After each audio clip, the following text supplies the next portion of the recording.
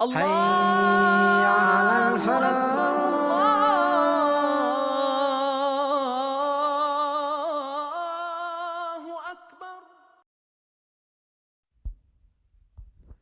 ቢስሚላህ ወልሐምዱሊላህ ወሰላቱ ወሰላሙ አላ ነቢይና ወአላ አሊሂ ወአስሃቢሂ ወመን ዋላ። ፈሰላሙላሂ አለይኩም ወራህመቱላሂ ወበረካቱ። ያ ሙስሊሙን ወሙስሊማት እንዲሁም ይህም ፕሮግራም ይህም መርሃ ግብር የምትከታተሉ ክርስቲያን ታዳሚዎች ሁላችሁንም ሰላም ብያለሁ። ኢንሻአላህ የዛሬ ቶፒካችን ክርስቶስ በስጋ መጣ ወይም ደግሞ መሲሁ በስጋ መጣ የሚል ነው። መሲህ የሚለውን ቃል ከዚህ በፊት አይተናል ምን ማለት እንደሆነ እና ክርስቶስ የሚለውና መሲህ የሚለውን ቃል አንድ በአንድ ስንመለከት ነበረ። በአንደኛ ዮሐንስ መልእክት ምዕራፍ 4 ቁጥር 3 ላይ ኢየሱስ ክርስቶስ በስጋ እንደመጣ የማይታመን መንፈስ ሁሉ ከአምላክ አይደለም ይላል። ስለዚህ እኛ ሙስሊሞች ኢየሱስ ክርስቶስ በስጋ እንደመጣ እናምናለን ማለት ነው። ይሄ የተጻፈበት ዋና ምክንያት ምንድነው? ዶኬሲስ የሚባል ኮንሴፕት አለ። ዶኬሲስ የሚለው ቃል ዶኪዮ ማለትም ቃዠ ከሚስረው ቃል የመጣ ሲሆን ቅዠት ወይም ምታት ወይም ደግሞ ፋንተም የሚባል ነው ራሱ ማለት ነው። ኢየሱስ ራሱ አይደለም የመጣው ፋንተም ሆኖ ነው የመጣው እና ስጋ ምንም ከማርያም የወሰደው ነገር የለም። እንደገና ደግሞ ሰው አልነበረም የሚል ነው። ኢየሱስ ሰውን የሚመስል ምትሃታዊ ሰው እንጂ አማናዊ ሰው አይደለም የሚል እሳቤ ዶኬሲስ ይባላል ማለት ነው። ዶኬሲስ ማለት በቀላሉ ይሄ ነው። ዶኬሲስ የሚባለውን ሐሳብ የሚያራምዱ ሰዎች ደግሞ ዶስቲሳውያን ይባላሉ ማለት ነው።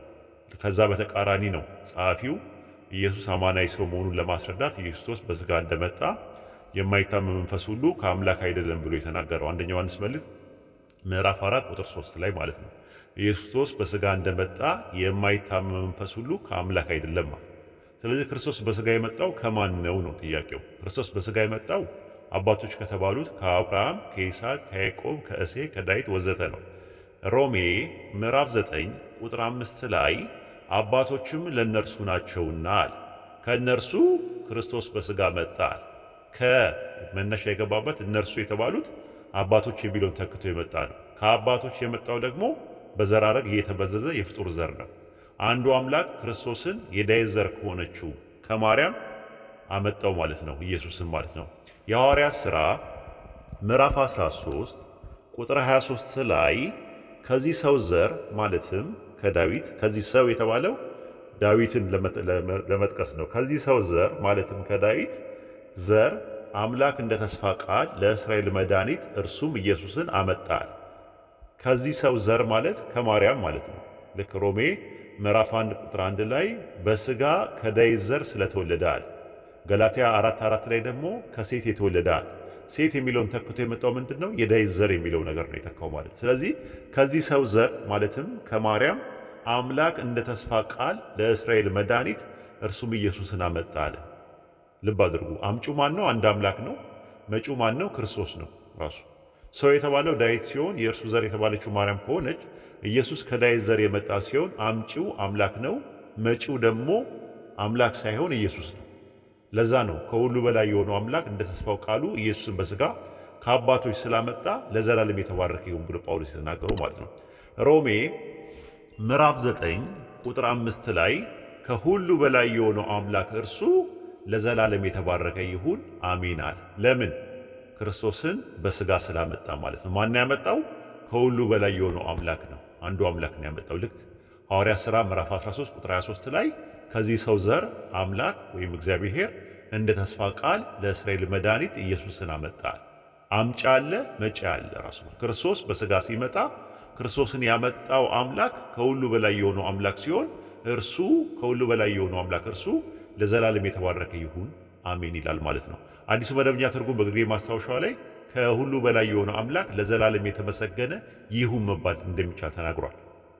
ሪቫይዝድ ስታንዳርድ ቨርዥን በ1971 እንደ ጎርጎሮሳውያን አቆጣጠር ወይም ደግሞ እንደ ግሪጎሪያን ካላንደር ሆስ አር ፋዘርስ ይላል። እነርሱም አባቶች ናቸው ይላል። ኤንድ ኦፍ ሁም አስ ኮንሰርኒንግ ዘ ፍሌሽ ክራይስት ካማል እርሱም በስጋ ክርስቶስ በስጋ መጣ ይላል። ጋድ ሁ ኢዝ ኦቨር ኦል ከሁሉ በላይ የሆነው አምላክ እርሱ ከሁሉ በላይ የሆነው አምላክ እርሱ ቢ ብሌስድ ፎርኤቨር አሜን ይላል። ከሁሉ በላይ የሆነው አምላክ ለዘላለም የተባረከ ይሁናል። ራሱ ለዘላለም ፎርኤቨር ይሁናል ያስቀምጥ። በግሪክ እንደውም እንደ ኮማ ነገር አለች የሚለየው የነጥብ ምልክት በስጋ የመጣው ክርስቶስን ከሁሉ በላይ ከሆነው አምላክ ነጥሎ አስቀምጦታል። ደግሞ አሜን ባርኮትን ሲሆን ከሁሉ በላይ የሆነው አምላክ ክርስቶስን ስላመጣ ለዘላለም የተባረከ ይሁን ብሎ ነው ያስቀመጠው ጳውሎስ ማለት ነው። ለዘላለም የተባረከ የጌታችን የክርስቶስ አምላክ እንጂ ወይም ደግሞ አብ እንጂ ሌላ ማንም አይደለም። ለምሳሌ ሁለተኛ ቆሮንቶስ ምዕራፍ 11 ቁጥር 31 ላይ ስትመለከቱት ለዘላለም የተባረከ እርሱ የጌታችን የክርስቶስ አምላክና አባት እንዳልዋሽ ያውቃል። ስለዚህ ለዘላለም የተባረከው ማን ነው? እርሱ ተብሎ የተባለው ነው። ሮሜ 9:5 ላይ እርሱ ተብሎ የተቀመጠው ቃል በግሪከኛ ሆኦን ነው የሚለው። እዚህም ጥቅስ ላይ ስለ ራሱ ሲናገር ምን አለ? ሆኦን እርሱ በማለት ደግሞታል። ሮሜ ምዕራፍ 9 ቁጥር 5 ላይ ለዘላለም የተባረከ ተብሎ የተቀመጠው ቃል ሌጌቶስ ኤስ ቶዩስ አዮናስ ብሎ ነው ያስቀመጠው። እዚህም ጥቅስ ላይ ራሱን የደገመው ኤዩ ሌጌቶስ ኤስ ቶዩስ አዮናስ ብሎ ደግሞታል ራሱ ማለት ለዘላለም የተባረከ። ስለዚህ ሆነም ቀረ ለዘላለም የተባረከ የተባለው ከሁሉ በላይ የሆነው አምላክ የሆነው የኢየሱስ አምላክ ነው። ለዛ ነው ሁለተኛ ቆሮንቶስ ምዕራፍ 1 ቁጥር 3 ላይ ስትመለከቱት የጌታችን የክርስቶስ አምላክና አባት የተባረከ ይሁናል። የተባረከ ይሁን ኤዩ ሌጌቶስ የተባረከ ይሁን ብሌስድ ቢ ነው የሚለው። በተመሳሳይ ሮሜ 9:5 ላይ የተባረከ ይሁን ለሚለው የገባው ቃል ኤዩ ሌጌቶስ ነው የሚለው ራሱ። ስለዚህ አሜን ትርጉሙ የሚኖረው የተባረከ ይሁን የሚለውን ቡራኬ ስር ሲገባ ነው። በነገራችን ላይ በግሪከኛ ላይ ይሁንም ነውም የሚል ነገር የለም። ራስ በውስጥ ታዋቂነት ነው ከሌላ ጥቅስ ላይ አምጥተው በእንግሊዝኛ ላይ አንዳንዶቹ ይሁን ብለውታል፣ አንዳንዶቹ ደግሞ ነው ብለው አስቀምጠውታል ማለት ነውና ጳውሎስ አይሁዳዊ ስለሆነ የአይሁዳን ዳራ ይዞ ነው ለዘላለም የተባረከ ይሁን አሜን ያለው። አሜን ደግሞ የሚባለው የኢየሱስ ክርስቶስ አምላክ ዘዳግም 6:4 ላይ ያለው እስራኤሎች ስማ አምላካችን ያህዌ አንድ ያህዌ ነው ብሎ የተናገረው ሙሴ እንደተናገረው ኢየሱስ ደግሞ አመጣና ዮሐንስ ወንጌል ምዕራፍ 8 ቁጥር 54 ላይ ምን አለ? እናንተ አምላካችሁ የምትሉት ለኔ አባቴ ነው በማለት ነግሮናል ማለት ነው። ስለዚህ የአይሁዳኖች ዳራ ላይ ለዘላለም የተባረከ የሚባለው ማን ነው ብለን ስንል ኢየሱስን የላከው የኢየሱስን መልእክተኛ አድርጎ ያስነሳው አብ ነው ማለት ነው። መዝሙረ ዳዊት ምዕራፍ 41 ቁጥር 13 ላይ ከዘላለም እስከ ዘላለም የእስራኤል አምላክ ያህዌ የተባረከ ይሁናል። ስለዚህ ከዘላለም እስከ ዘላለም የእስራኤል አምላክ ያህዌ የተባረከ ይሁናል። ባግራውንዱ ስንመለከተው ለዘላለም የተባረከ ይሁን የሚለው ነገር የሚመጣው ያህዌ ከሚለው ስም ጋር ነው ራሱ። ኤፌሶን ምዕራፍ 1 ቁጥር 3 ላይም የጌታችን የክርስቶስ አምላክና አባት የተባረከ ይሁናል። ስለዚህ ጳውሎስ ቢያንስ በገማልያል ስር ተቀምጦ የነበረ ሰው ነው። ከሁሉ በላይ የሆነ አምላክ ለዘላለም የተባረከ ይሁን ሲል ማንን ነው የሚያመለክተው ማለት ነው? አብን ነው። ለምንድን ነው የተባረከ ይሁን የሚለው ቡራኬ ያስፈለገው ሲባል እዛ ጋር ይነግረናል። አባቶች ለእነርሱ ናቸውና ከእነርሱ ክርስቶስ በስጋ መጣ። ለአባቶች ለእነርሱ ናቸውና ከእነርሱ ክርስቶስ በስጋ መጣ። ከዛስ 4 ነጥብ ከዛስ ከሁሉ በላይ የሆነው አምላክ እርሱ ለዘላለም የተባረከ ይሁን አሜን አለ። ለምን? ኢየሱስን ስላመጣ ማለት ነው። ከሁሉ በላይ የሆነው አምላክ ማን ነው? አብ ነው ራሱ ኖርማሊ ማለት ነው።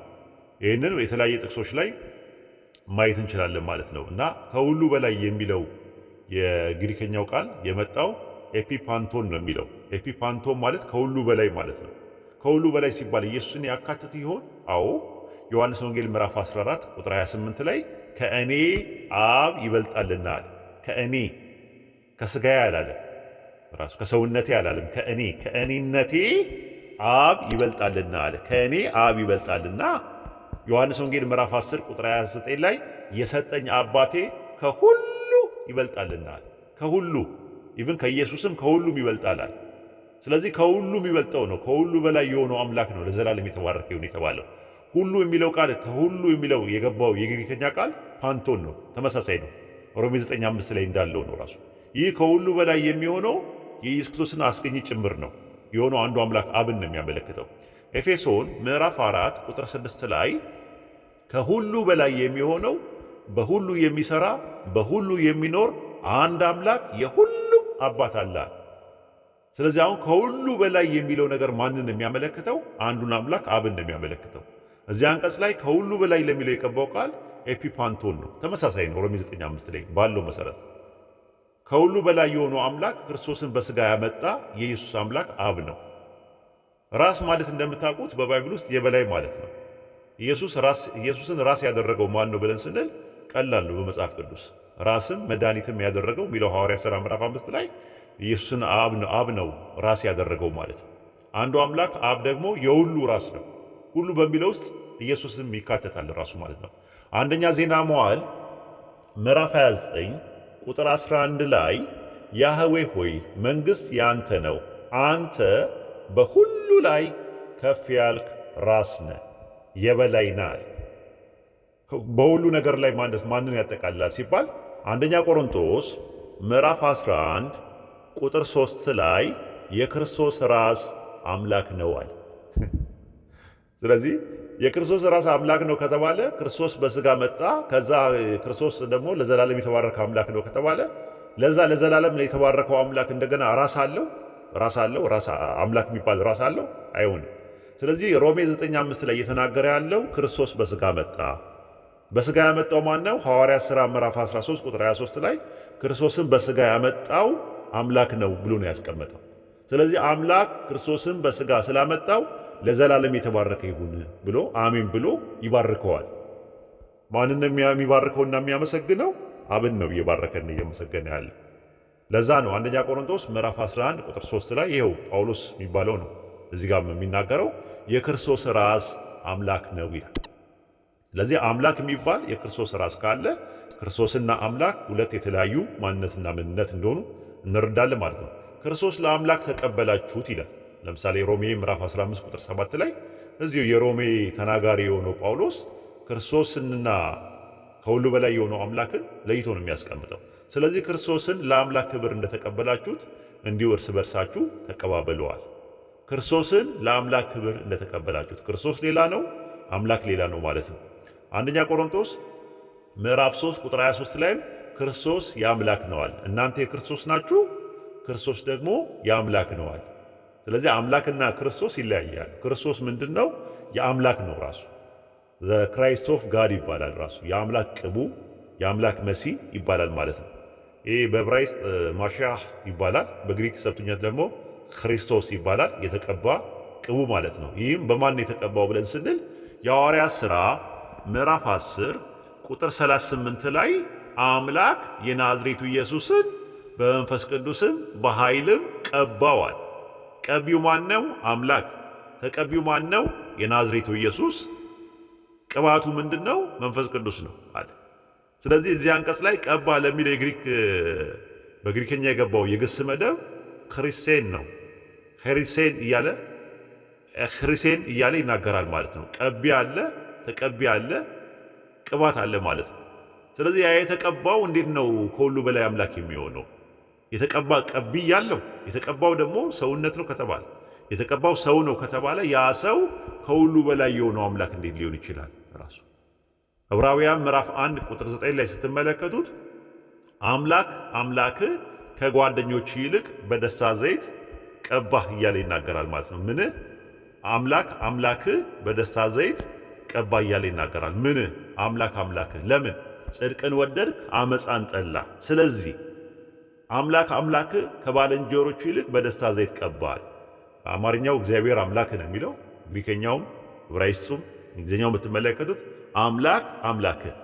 አምላክ አለ። ከዛ በኋላ የማን አምላክ? የክርስቶስ አምላክ አለ። ከዛስ የክርስቶስ አምላክ ኢየሱስን ቀባው። ስለዚህ ክርስቶስ ተባለ ማለት ነው። የሐዋርያት ሥራ ምዕራፍ 2 ቁጥር 36 ላይም ምንድነው የሚለው? የናዝሬቱ ኢየሱስን አምላክ ጌታም ክርስቶስም እንዳደረገው የእስራኤል ወገን በእርግጥ ይወቃል። ስለዚህ ኢየሱስን ክርስቶስ ያደረገው ማን ነው? አምላክ ነው። አምላክና ኢየሱስ ሁለት የተለያዩ ማንነትና ምንነት ናቸው ማለት ነው። ይህን ይመስላል ከብዙ በጥቂቱ። ክርስቶስ በስጋ መጣ እያለ የሚናገረው ስለ መሲሁ ነው። መሲሁ ደግሞ ከአብርሃም ከይስሐቅ ከያዕቆብ ቤተሰብ ውስጥ ተፈጥሮ በዘር ሐረጉ ተመዞ የመጣ ነው። ያንን ያመጣው ማን ነው? ሐዋርያት ሥራ ምዕራፍ 13 ቁጥር 23 ላይ ክርስቶስ በስጋ ማን ነው 13 ላይ ከዚህ ሰው ዘር ማለትም ከዳዊት እንደ ተስፋ ቃሉ አምላክ ለእስራኤል መድኃኒት ኢየሱስን አመጣ ይላል። አምጪ ማን ነው? አምላክ ነው። መጪ ማን ነው? ክርስቶስ ነው። ከማን ያመጣው ሲባል ከአባቶች ከነርሱ ነው። ይሄ ከሁሉ በላይ የሆነው አምላክ ኢየሱስን ያመጣው ለዘላለም የተባረከ ይሁን የሚል መልእክት አለው ማለት ነው። ይህን ይመስላል ክርስቶስ በስጋ መጣ የሚለው የዛሬ አርዕስታችን በዚህ በአጭሩ ይቋጫል። ወሰላሙ አለይኩም ወራህመቱላሂ ወበረካቱ። حي على